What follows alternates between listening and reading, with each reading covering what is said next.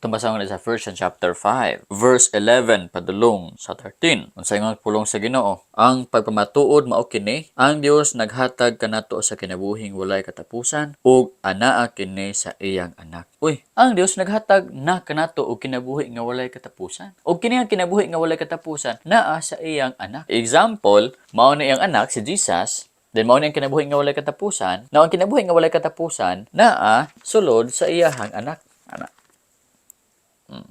Basahan padayon. Ang midawat sa anak may kinabuhing walay katapusan. Apan ang wala modawat sa anak sa Dios wala makabaton sa maong kinabuhi. Kung midawat ka Jesus, imo siyang dawaton, Jesus, dawaton ko ikaw. Nang makabaton sad ka sa kinabuhi nga walay katapusan. Apan kung dili ka modawat ka Jesus, dili ka makabaton sa kinabuhi nga walay katapusan. Ngano man ang kinabuhi nga walay katapusan naaman ka Jesus. Pag imong i-reject si Jesus, dili mo madawatan ang kinabuhi nga walay katapusan.